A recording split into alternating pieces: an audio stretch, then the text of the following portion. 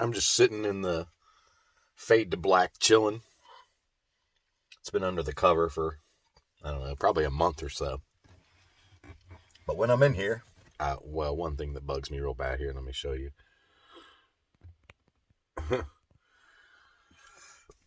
I suppose at least it has a headliner where so many of the trucks, look at that saggy little flap there. I don't know if you guys, there you go. Can you see her? Yeah. I guess at least it's cool that it has a headliner where so many S10s that I've seen don't have headliners. I don't know why people remove them. I don't know why people put these thumbtacks in there either, but it worked, I guess. I mean, it looks pretty cool. It has the wave effect when you're driving. So stuff like that kind of bugs me on a truck like this, which I've seen people try to re-stretch and use this material again, which I don't know that you could now that they put all the holes in it. But it usually doesn't work. It stretches too much. The holes don't line up that are in there for where your plastic mounts and stuff like that. So you have to use a new headliner when you do it. Or a new material. You're, retaining the same headliner, but a new material.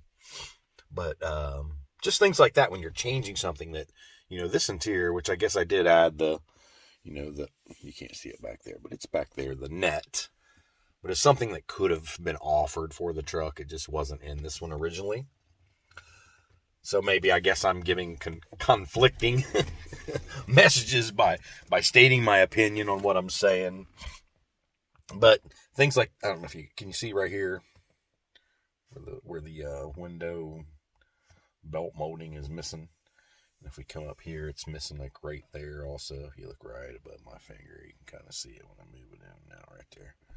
But the big chunk is missing back here. Does that bother me? Yes, absolutely, a whole bunch.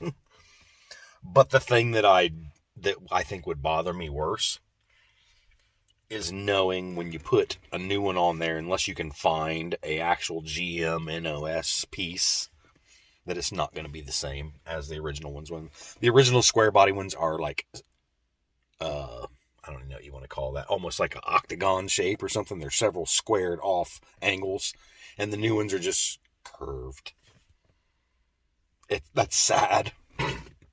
OCD is a mofo.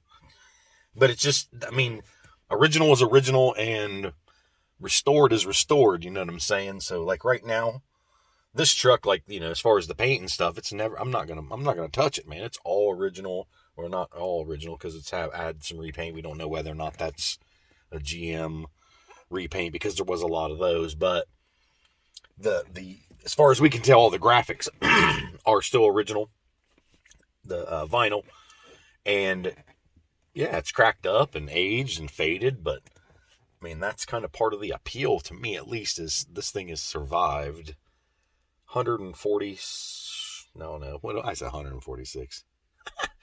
46,359 miles. And it probably, I would say, sat outside. Maybe under a carport or something where there was sun coming in from the side, because the dash looks way too good to be in direct sun for 40 years or whatever it is. 35, right? It's an 89.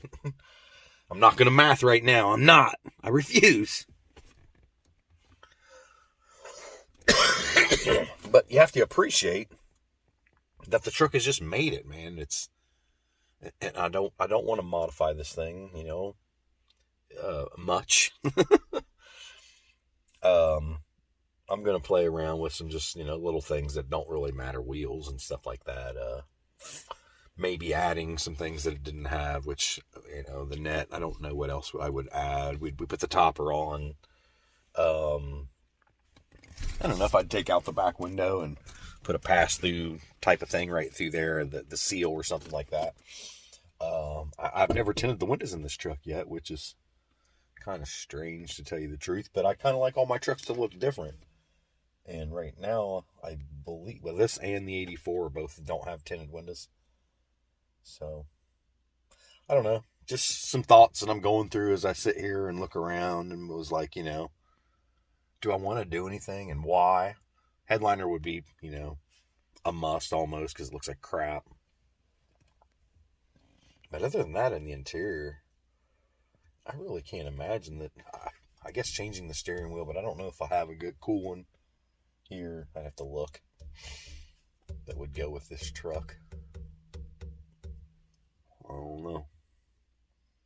But I'd probably do something like that. Steering wheels are cool, but it's also cool to have, again, back to the original, man. How many people just leave shit alone? I know I didn't very often, and I guess that's probably why I started to get so heavy into that later on in life. Is just like, man, all my toys that I had, which I did save a lot of stuff, or almost all my stuff, to be totally honest, but I ruined so much stuff because I was a destructive little bastard. Smashing Hot Wheels, building like diorama pile-ups and stuff and blood, and I had these little tiny military figurines or whatever you want to call them. They were, to make dioramas, I think, anyway. Like, kind of like about the size that would go with the small train set. That's what how tall the people were, and all the little pieces and stuff. Models, my army man, just everything, man. I put model glue on there and light it on fire, pushed it out my attic window, and my house was 2 stories, so you were a little over 3 stories in the attic because we had like a halfway above ground basement, maybe quarter of the way above ground, I don't know. Old ass house, like 1800s, where I grew up. But it was cool. But again, I was just so destructive with my toys until I got a little bit older, when got into bikes and girls and cars and all that stuff. I still saved everything, so that was kind of cool. Almost everything. Yeah. I just can't wait to cruise this thing some more. It is a fun truck to ride around in. Any S10 is cool to ride around in. It don't matter really what. I get crazy looks when I'm driving Junebug, so, and it's a weirdo.